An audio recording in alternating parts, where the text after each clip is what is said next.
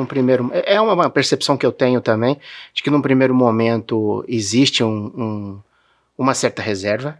É aquilo que eu conversei com o Erlon no nosso primeiro podcast, sim. Né? Aquela coisa da riservatezza, né? Que a gente fala, aquela coisa de um certo acanhamento. Eu acredito que isso tenha muito a ver também com a história deles recente, das 2 guerras vividas. Eu acredito que isso trouxe para a Itália em geral essa coisa de um certo receio do outro, né? Ao mesmo tempo, essa evolução, eu acho que um paralelo válido de se fazer, você é descendente de italianos, mas também é descendente de, atenção, esse aqui é para irritar certas pessoas da minha família, que dizem que são descendentes de libaneses, mas na verdade eu provei por A mais B para você, por documentos públicos, que na verdade vocês são descendentes de sírios. Para quem não sabe, o André é primo da minha esposa. E eu tenho uma experiência com sírios e com libaneses, aqui no Brasil, com descendentes sírios e libaneses, e sírios e libaneses, digamos assim, originais, né? E o que a gente observa, eu trabalhei muito tempo com sírios, sou casado com uma descendente de sírio, e eu acredito que existe um paralelo, acho que até por isso que aqui no Brasil foi muito comum os italianos se casarem com sírio-libaneses, né? Sim. Talvez você tenha percebido e entrado nesse jogo do respeito inicial, justamente em função dessa sua herança síria também, porque eles são, existe um paralelo entre o sírio-libanês e o italiano, pelo menos na minha cosmovisão, na minha maneira de ver as coisas, muito presente. É aquela coisa de uma riservatezza, eu não consigo encontrar a palavra em português para isso. Seria realmente uma discrição, né? Um cuidado num primeiro momento, né? A pessoa te experimenta, procura saber sentir se você é uma pessoa confiável e uma pessoa honesta, e aos poucos ela vai abrindo. E aí chega um momento que ela te traz para dentro da família. E eu não estou falando especificamente da minha esposa. Eu estou falando, por exemplo, eu trabalhei em 2 escritórios de advocacia tradicionais aqui de Ribeirão Preto, quando eu advogava, por vários anos em ambos, e eu senti isso na pele. Os 2 patriarcas de escritório, os 2 proprietários de escritório, no caso o falecido Dr. Said Alá, Deus o tenha, e também o Domingos Estocco, que num primeiro momento eles te olham assim com uma certa, eu não gosto de usar a palavra desconfiança, com essa riservatezza mesmo, com esse cuidado. E aí aos poucos eles vão tateando a sua pessoa para saber, não, essa pessoa é de confiança, essa pessoa merece o convívio do meu lar. E eu tive a mesma experiência com os italianos natos. Com todos os que eu conheci. Aquela coisa um pouco discreta num primeiro momento e de repente já abre as portas da casa e fala, o jantar hoje é aqui em casa, venha pra cá. Então eu acredito que é essa a impressão que você tenha. Perfeito, Giba. E esse aspecto assim que você tocou é muito interessante, né? Eu acho que nas 2 esferas que a gente experimentou lá, tanto na esfera familiar, pessoal, né, e no relacionamento de amizades, quanto também no hospital, né? Por exemplo, eu já tinha concluído a minha residência médica, fazia 8 anos, já vinha com uma atuação há 8 anos como médico assistente da hemodinâmica do Hospital das Clínicas, já trabalhando na Unimed há 8 anos, como hemodinamicista, e de uma hora para outra eu estava num ambiente estrangeiro, assegurado pela Universidade de Verona para poder fazer procedimentos, mas as pessoas olhavam para mim com uma reserva. O que esse brasileiro sabe fazer, o que não sabe fazer. E o que fez diferença foi estar disposto. A minha sensação, assim, quando comecei, foi que eu tinha voltado para a residência e, como tinha falado, né, os cardiologistas, eles aprendem a ter noção de cateterismo, que é um exame diagnóstico, é o exame inicial que se aprende a fazer na hemodinâmica, né? E então eu fui meio que, a princípio, rebaixado para o nível de um estudante, de um residente de cardiologia que ainda não sabe fazer cateterismo. Uhum. E essa aceitação e ter tido a possibilidade de aos poucos ir mostrando, aos poucos ganhando a confiança dos colegas e dos assistentes do serviço, e aos poucos ganhando essa liberdade para fazer tudo o que eu fazia aqui sozinho, né, fez muita diferença para mim, que era parte desse sonho que a gente estava construindo. E digo mais, e o revés disso também é muito interessante, né? Se as famílias libanesas, sírias e italianas são famílias muito fortes, muito ligadas, isso a gente percebe realmente, né? Na Itália você vê umas casas muito grandes, mora um senhor e uma senhora, mas aos finais de semana todos os filhos vão lá para passar o final de semana junto. E a gente, como família, teve essa vivência também, porque eu ficava no hospital, né, trabalhando durante toda a semana e sábado até meio-dia. E era uma coisa muito gostosa para a gente, a nossa vivência, nós três, né? Então, era quase que como uma rotina. Aos poucos a gente descobriu que o padrão de vida lá, se você sempre ficar dormindo em hotel e comendo em restaurante, você vai gastar mais. Uhum. E a gente começou a criar programas, muitas vezes, que fazia passeios incríveis, era uma região maravilhosa, às vezes de carro, às vezes de trem. Então, o nosso sábado chegava para almoçar, após o almoço a gente pegava um trem para alguma cidade, fazia passeio e conhecemos muitos lugares muito bonitos e alguma dessas vezes a gente simplesmente não conseguia voltar para casa por tanta paixão pela cidade, como aconteceu, por exemplo, em algumas cidades vizinhas que a gente foi para passar o dia e acabou até tendo que comprar roupa numa loja para poder e fazer uma reserva de um hotel para estender aquele final de semana. Talvez Assis tenha sido uma cidade assim, um grande exemplo de um lugar que de onde você estava, Assis é uma distância considerável. E a gente ia só passar o dia lá. Uhum. E passamos um sábado à tarde, sábado à noite e domingo em Assis, uma cidade que eu recomendo. Quem for para a Itália tem que colocar no roteiro básico. Para quem não conhece o mapa, né? Vocês estavam próximos a Verona, seria como estar... Lógico que as distâncias são menores comparadas com o Brasil, mas assim, em termos italianos, estar em Verona e descer para Assis é mais ou menos sair, não sei, do Pernambuco e vir parar em São Paulo. Né? Lógico que o número de horas é menor, o transporte é muito mais fácil, mas é uma distância, para eles é uma distância grande, né? São já mundos diversos praticamente, porque as regiões são, as identidades regionais são muito pronunciadas, a gente observa isso, né? Então é interessante, mas uma coisa que você abordou ao dizer isso e que me agrada bastante é isso que às vezes quem nos escuta não tem conhecimento. Quando você falou ter uma vida boa lá, godersi l'attimo, cogliere l'occasione, como se diz, né? Não necessariamente tem a ver com bens de consumo caros ou com consumo de alto valor. Eu acredito que, por incrível que pareça, né, existe um conceito no alemão que é o Wanderlust, não sei se eu falei com a pronúncia correta, né, e tem muito a ver com essa coisa de godersi, né, no italiano, ou seja, ou dolce far niente também, que a gente já ouviu bastante do cinema. É muito comum e é uma coisa que eu percebo que falta aqui no Brasil, embora nós tenhamos paisagens naturais e paisagens humanas, aqui ao lado de Ribeirão mesmo, pequenas cidades, muito interessantes de serem visitadas em passeios curtos. Existe um movimento, a turma dos motoqueiros geralmente faz bastante isso, mas não é uma coisa tão disseminada quanto você observa ali na Itália. Isso é muito interessante, essa coisa do não ficar preso em casa ou ficar preso à sua rotina no final de semana. Realmente, é pegar um carro, você sabe que alguns quilômetros você não vai gastar tanto, ou mesmo pegar um trem. Às vezes, dentro da mesma região, você paga 3, 4 euros uma passagem de trem.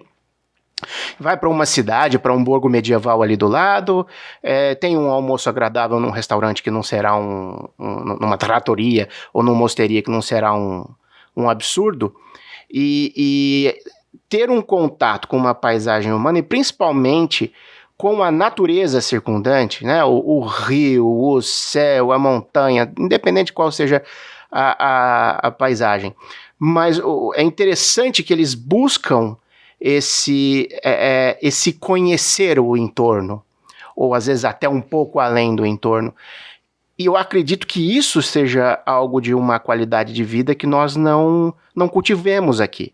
Às vezes é mais fácil ficar sentado na televisão assistindo programas do final de semana inteiro, né? E aqui nós teríamos plenas condições de fazer o mesmo, não sei se você concorda comigo, sem gastar um absurdo. Então, eu acredito, você também concorda comigo que isso é um elemento de qualidade de vida que a gente tem para aprender com eles?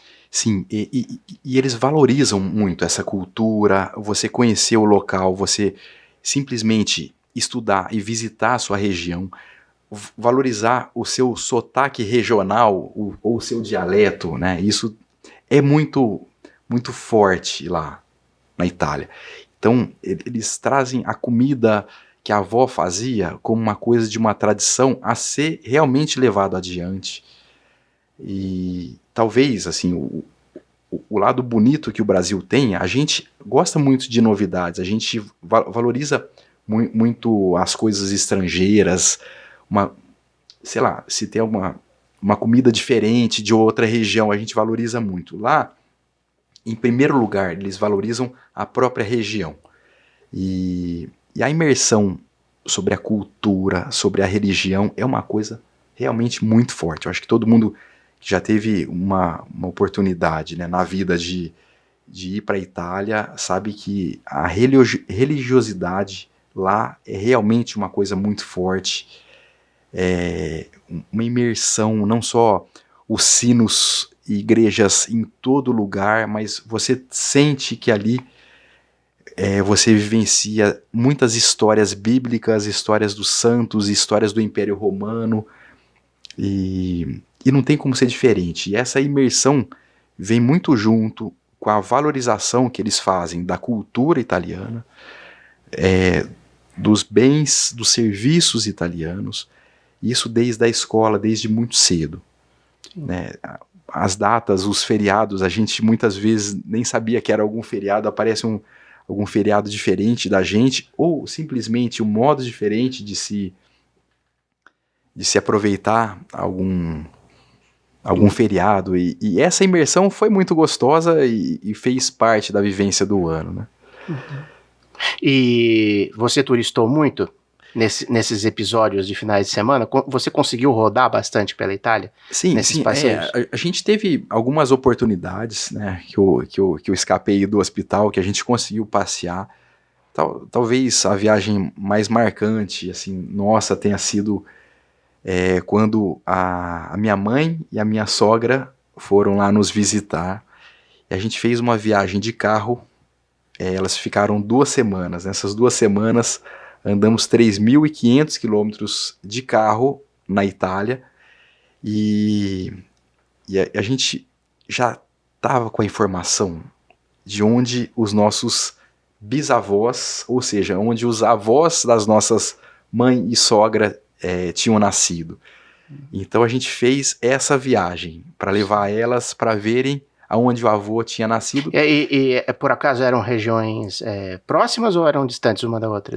Eram regiões... Os 2 núcleos familiares, o seu e o da Jo. Basicamente 3 horas de carro de distância, né? Que imaginar que 2 italianos de uma região vizinha acabaram vindo pro Brasil. É uma história muito bonita, e que as pessoas do hospital, quando souberam dessa nossa ascendência, dessa viagem com as mães, né, para mostrar até onde os nossos bisavós tinham nascido, eles ficaram emocionados. Foi uma coisa muito interessante. E outra coisa muito, muito interessante também, a gente já tinha passeado, ido a lugares, a hotel, restaurante, nós 3.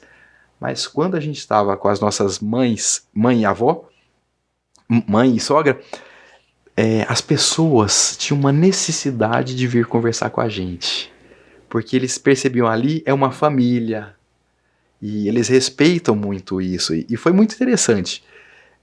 Foi uma interação muito grande, e a gente teve a oportunidade de ver o Papa, que até então a gente, apesar de já ter conhecido o Vaticano... As audiências são às quartas-feiras, que ele aparece. Às quartas-feiras, E foram 2 semanas muito especiais e muito marcantes pra gente, que estava sentindo falta, muito falta da nossa família. A gente tem uma ligação muito grande com a família e ter ficado esse ano fora por uma questão burocrática. A gente não poderia voltar porque o permesso de soggiorno foi algo que estava para chegar, mas você tem um prazo para chegar indeterminado, que pode ser de 3 meses a mais tempo.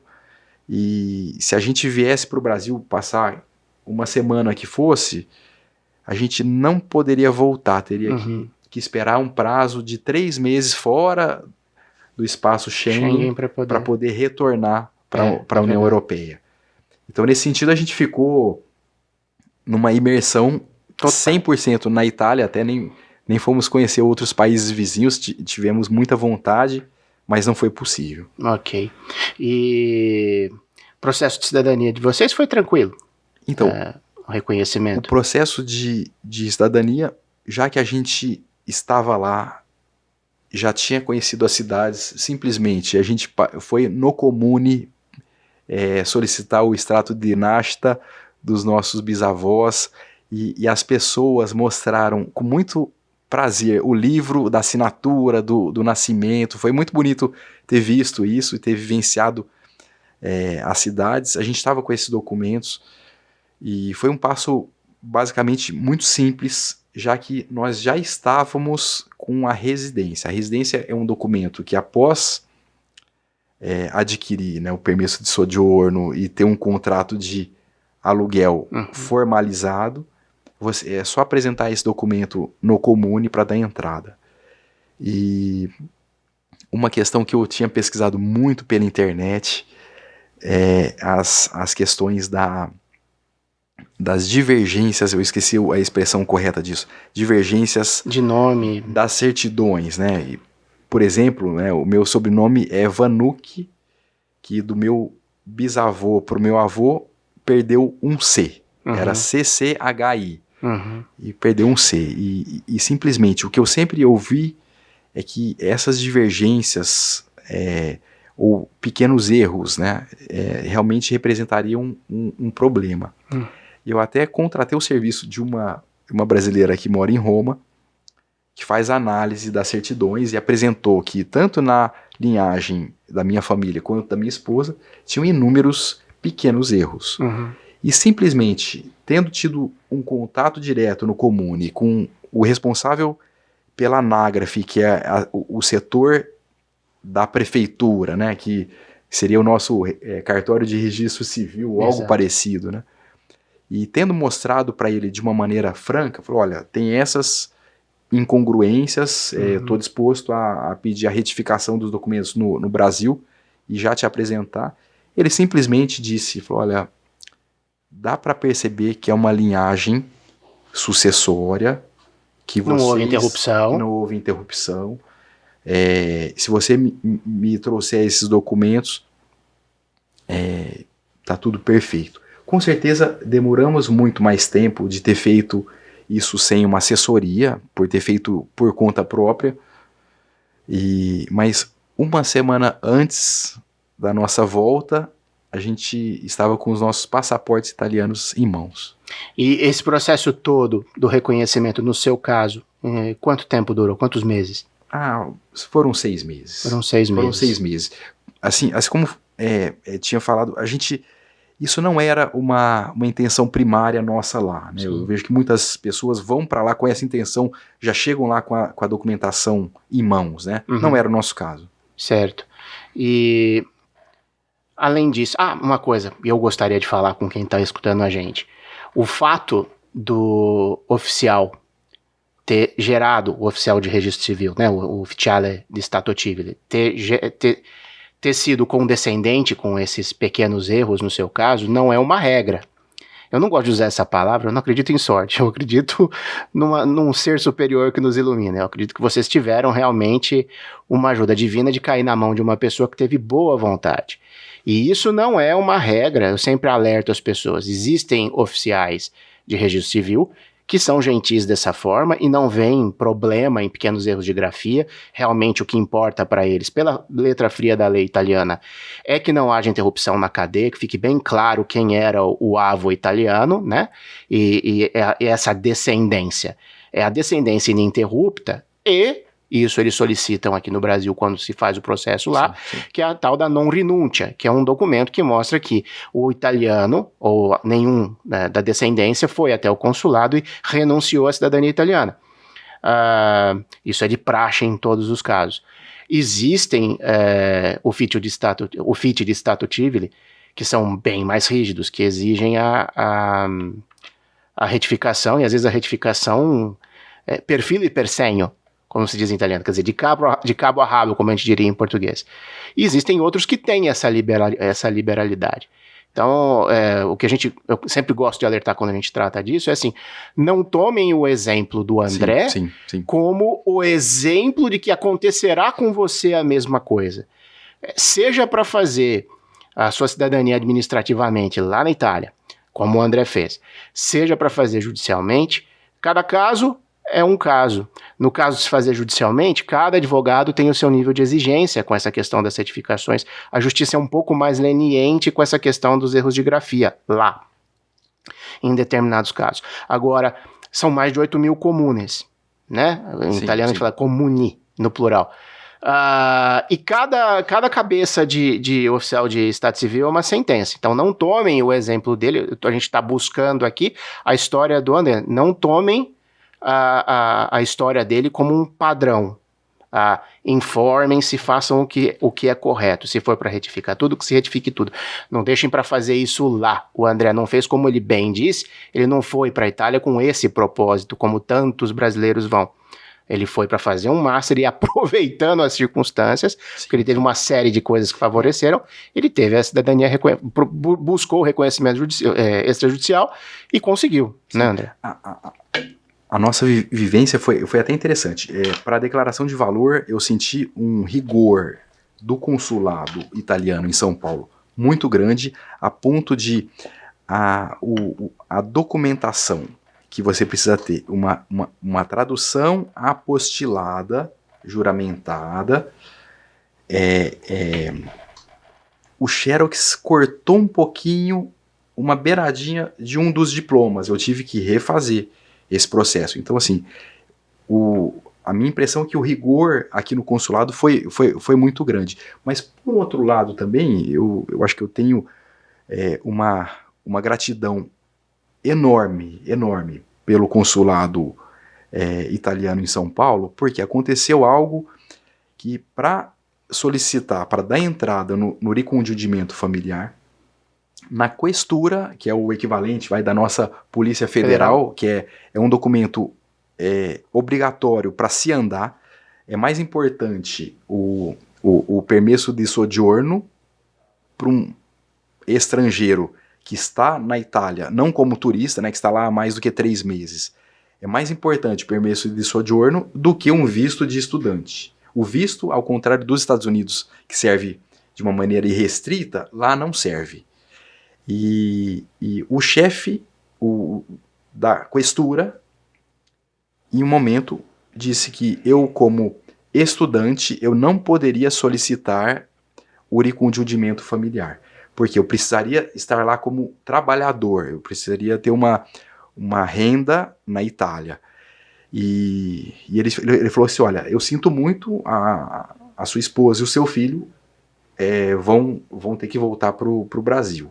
Isso, eles recém-chegados lá, eu já tinha sofrido um mês sem eles. Falei assim, bom, se eles tiverem que voltar, eu volto junto. Eu não vou...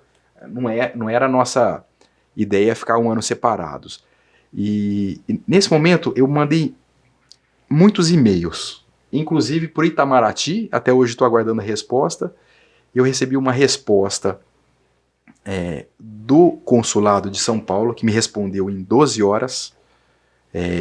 Foi até engraçado ter recebido essa resposta tão rápido, mostrando o recorte do artigo da lei, que por motivo de estudo, motivo de trabalho ou motivo religioso, você pode sim solicitar o recondiumento familiar, e no dia seguinte eu estava lá de volta na questura. Com o texto da lei.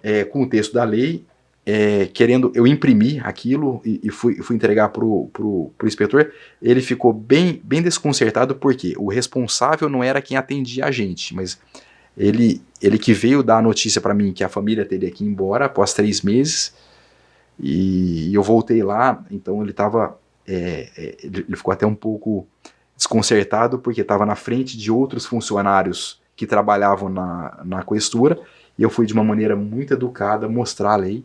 Ele não pegou o papel da minha mão, ele falou assim: me fala qual a página, qual o capítulo, enfim.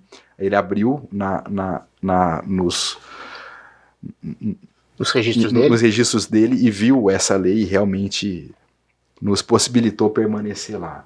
Mas assim, a minha impressão, né, que todo órgão consular é um rigor muito grande, as pessoas que estão ali estão muito bem preparadas também. Então, eles não vão enviar uma documentação brasileira com nenhuma incongruência. Estando lá, talvez tenha sido mais fácil, realmente. Ok. André, eu tenho mais 3 perguntas para te fazer para a gente poder encerrar. A primeira delas são perguntas que acabam gerando respostas um pouco longas. A primeira delas é, nesse processo todo, nesse ano, lógico, eu nem vou contar o ano todo, esses 2 anos praticamente de preparação que você teve, começar a aprender a língua, se afeiçoar pelo cinema, se afeiçoar pela música como você se afeiçoou, e contando também o ano que você passou lá. Quando você compara todo esse aprendizado desses 3 anos, contando com o período que você esteve lá, você olha para trás, observa a forma com que você foi criado, você está cresciuto, né?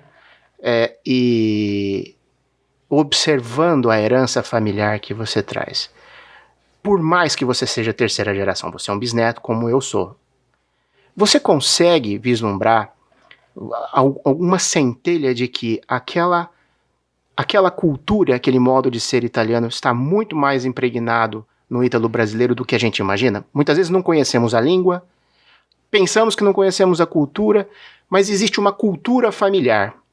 Eu passei por isso. Eu queria saber se isso encontra ressonância em você. Se quando você olha para trás, você, entre aspas, porque eu detesto usar, ao se tornar italiano, porque ninguém se torna, nós já somos de nascença pela lei, né?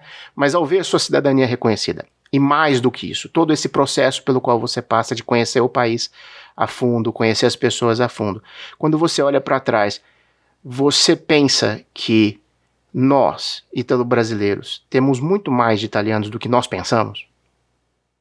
Você concorda com isso ou não? Ou você não viu absolutamente nenhuma centelha disso lá atrás na sua criação? Assim, sem dúvida, né?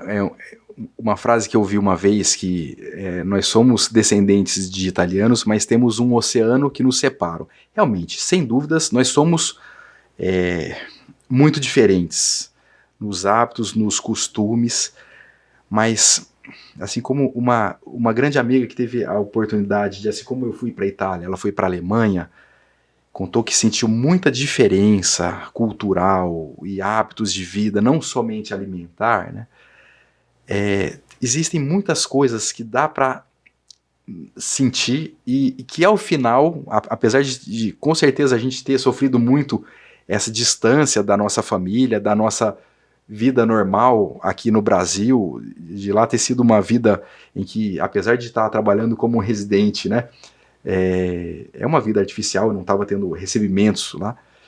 Ao final desse ano, a gente se sentiu parte integrante, consegue entender muito dos nossos antepassados, consegue ver que a força do italiano é uma força diferente, não foi à toa que os ancestrais no Império Romano quase dominaram o mundo ocidental civilizado, né? Praticamente essa história é muito forte, né?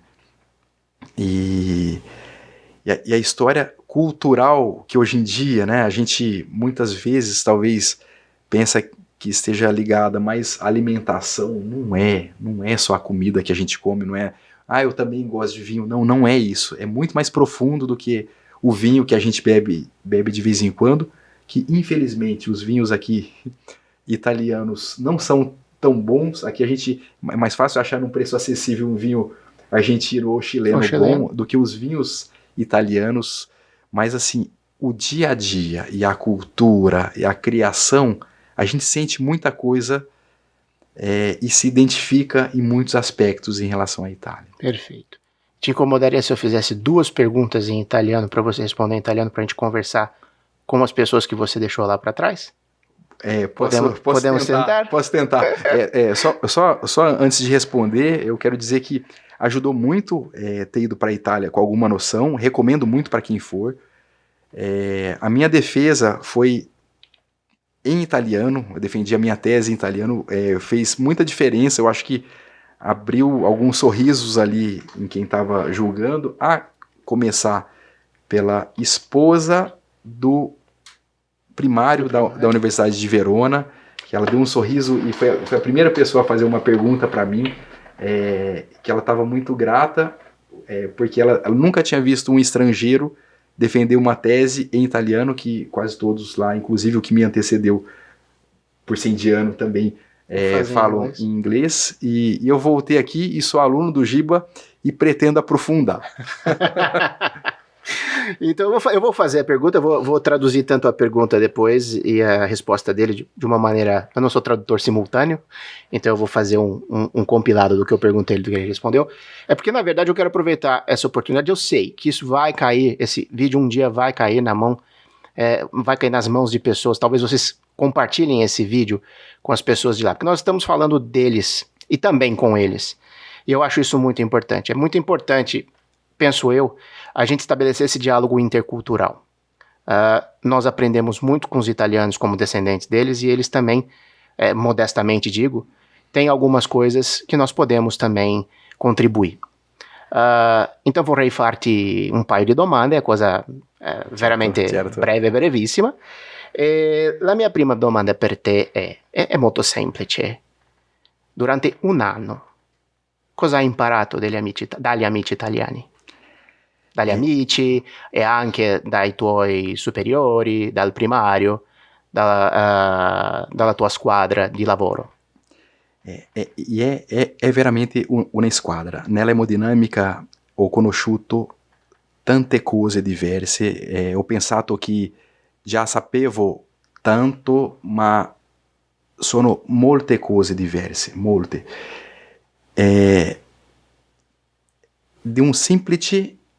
Di una semplice coronarografia, ho cominciato a fare alcune referti, dopo la procedura a scrivere i referti delle procedure, il modo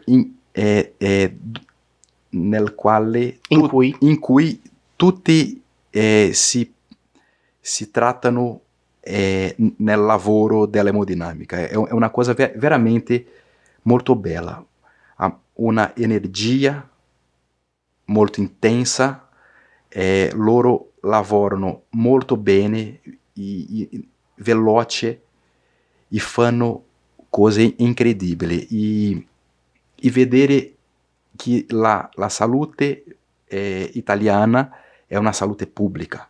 Era un ospedale privato e 98% dei pazienti erano del sistema pubblico di salute italiana. Esatto. Allora, questo tu hai imparato dagli italiani al lavoro e dagli italiani, diciamo, nella convivialità durante, non lo so, i vostri giri, i rapporti che tu hai svolto con gli italiani in generale. Cosa tu hai imparato dagli italiani in generale, fuori dall'ospedale? Sì. Penso che loro sono molto forti, e tutte le cose che fanno con molta fiducia di fare la cosa giusta e con molta energia, con molta, non lo so come dire, ma per fare il giusto, sempre. e diventano arrabbiati con quello che non fanno è giusto. Okay. E questo sarebbe la cosa più importante per fare qui in Brasile, che è molto frequente alcune volte vedere qualcosa sbagliata e che si perpetua così. Sì, questa onestà, allora sarebbe l'onestà e questa, davvero, questa volontà di fare il giusto, di fare quello che è corretto. Va bene. Vou fazer uma pausa em português explicando. Eu perguntei para ele o que nós teríamos a aprender com os italianos, tanto no ambiente de trabalho com que ele aprendeu, quanto, você me corrige se eu esqueci alguma coisa das coisas que você disse, quanto também no convívio em geral. No que diz respeito ao ambiente de trabalho, ele chamou muito a atenção para a competência e o cuidado científico de fazer as coisas como devem ser feitas, e também, do ponto de vista de convívio em geral, uma tendência muito forte à honestidade, uma tendência a sempre procurar fazer o que é correto, ou seja, é um cuidado, né, uma premura, como a gente diria em italiano, uma cura, realmente em ser autênticos, em efetivamente fazer aquilo que a consciência dita como o que é correto. Pulei alguma coisa, André? Não, perfeito. Essa pergunta? Perfeito. É isso. Agora vou fazer uma segunda e para a gente encerrar. Secondo te, gli italiani cosa possono imparare dagli italo-brasiliani specialmente? Cosa dovrebbero sapere di noi? Perché mi sembra a volte che per loro noi siamo un oggetto non molto conosciuto, la nostra comunità non è veramente conosciuta in Italia e sempre vorrei in qualche modo portare a loro, è perciò che faccio le domande ora in italiano, certo. per avere questa occasione, per cogliere questa occasione per dal tuo punto di vista mostrare ai nostri amici italiani cosa noi come comunità italo-discendente possiamo offrire sia in Italia sia qui in Brasile. Cosa possiamo offrire in termini di insegnamento, in termini di esempi ai nostri amici italiani? Umilmente faccio la domanda e lo so che tu la risponderai umilmente anche. Sì, giusto. Penso che per fare un po' di scherzo la prima cosa, ho sentito nell'ospedale che loro pensano che Maradona è meglio di Pelé. Non è giusto? Tutti amano Ayrton Senna, che è morto in una città vicina, Imola. Ma per dire una cosa vera e che è in mio cuore, penso che la cultura brasiliana dovrebbe essere molto fiduciabile e diffusa nel mondo, perché noi abbiamo un modo molto diverso di fare le cose, di pensare e di capire nel lavoro, nella vita familiare, e questo è molto importante.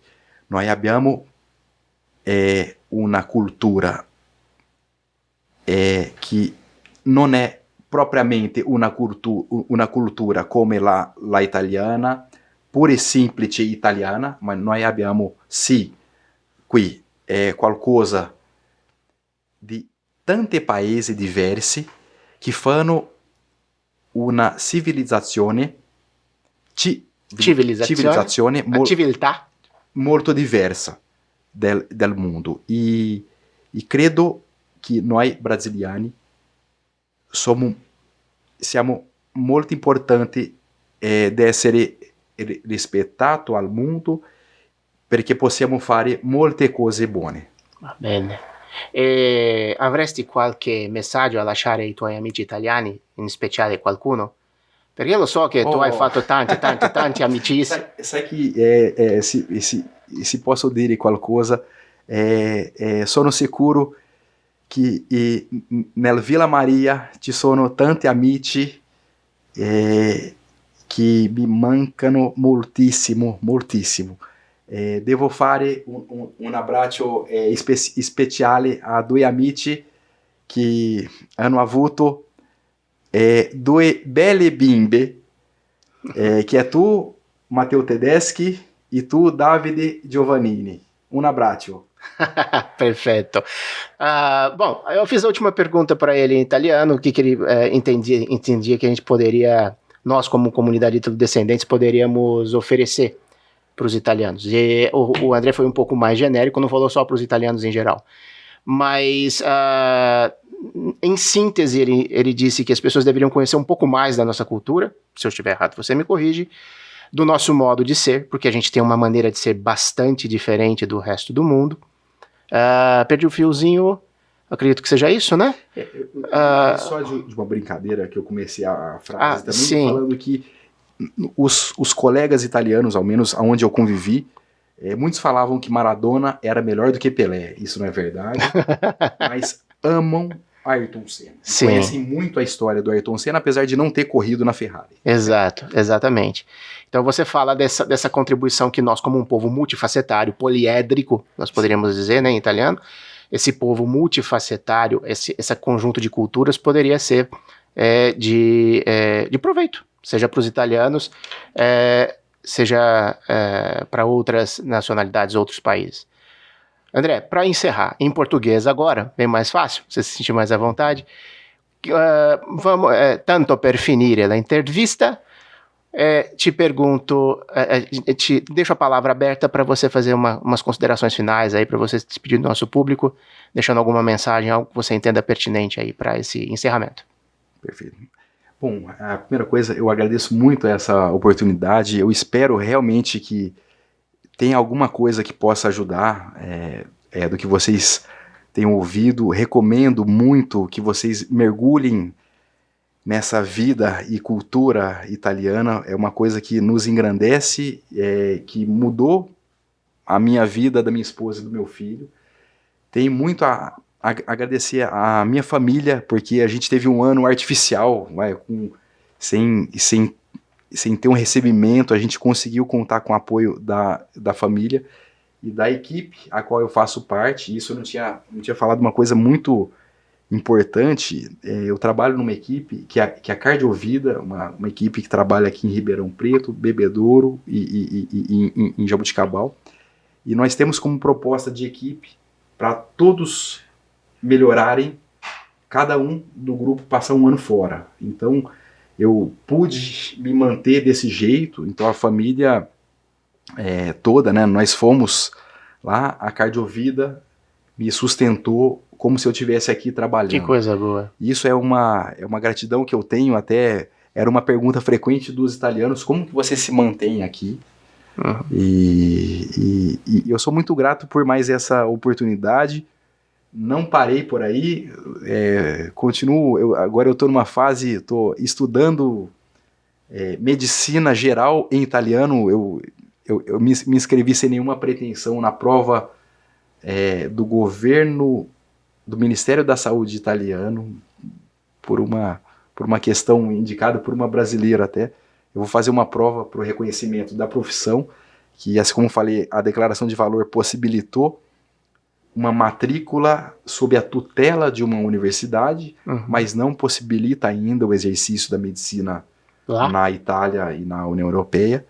E enfim, agradeço novamente essa oportunidade. Eu tenho certeza, eu estou ainda curioso para assistir a entrevista com o professor Lafayette, que é uma pessoa muito querida, com certeza é alguém que, assim como o Giba, tem um projeto de vida intimamente ligado à Itália, e essa verdade a gente vê, viu, Giba, em você, e não só por isso, mas também por isso que eu quero continuar sendo seu aluno. Obrigado pela deferência. Bom, e agora me cabe encerrar. Primeira coisa, eu quero te agradecer a presença mais uma vez, foi um prazer. Esse tipo de oportunidade ele é ótimo porque enquanto estamos nas aulas ou mesmo no trato diário, não é possível a gente ter esse tipo de conversa para saber esses detalhes, né, de uma experiência tão rica. E é a proposta do canal. A gente trazer experiências de vida. Vejam, daqui a pouco vai sair a entrevista que a gente fez com o professor Lafayette. que é um ítalo fanático como eu também. O foco da entrevista não foi a Itália, eu saí um pouco do núcleo daquilo que o meu canal se propõe a fazer, porque era uma experiência muito rica de vida, focada na educação. A entrevista foi maravilhosa, a gente estava conversando aqui com o Júnior, que está nos dietro le quinte, né, nas coxias aqui atrás, está fazendo toda a edição do vídeo, acompanhando a gente, e ele se encantou com a figura do professor Lafayette. Então, pessoal, está no ar a entrevista do professor Lafayette, foi muito legal, foi maravilhoso, eu me encantei, e foi uma delícia. Eu passei aqui com ele 1h20, como eu passei aqui com você agora, exultante, né? Completamente embasbacado com tantas experiências boas. Eu tenho certeza que você vai adorar, e o público também em geral vai adorar a entrevista com ele. Na mesma esteira, eu trago você com uma experiência aí sim, bastante focada na Itália. A gente fez um recorte da sua vida, não tratamos propriamente dito do que você poderia nos ensinar como cardiologista sobre bons hábitos, etc. e tal. Não era o propósito da entrevista, o propósito era justamente trabalhar isso, mas quer dizer, é um registro, e é aquilo que eu sempre digo, a gente não sabe até onde esse canal vai. O fato é que as entrevistas vão estar ali, e eu vou deixá-las para o resto da vida, porque eu acredito que cada ser humano, por menor que ele seja aos olhos da coletividade, que ele não tenha um destaque, presidente da república, o que quer que seja, cada um de nós traz dentro de si uma centelha bastante interessante, de exemplos, de vivências, em que em algum momento isso vai ser colhido online por alguém que vai estar assistindo. E certamente muitas das coisas que você disse aqui, elas vão calar no mais íntimo de 1, 2 pessoas, não importa. E eu acho que essa riqueza a gente tem que trazer para esse mundo online, num mundo que está tão massificado, de uma comunicação tão massificada, e tantas obviedades e tantas platitudes, né?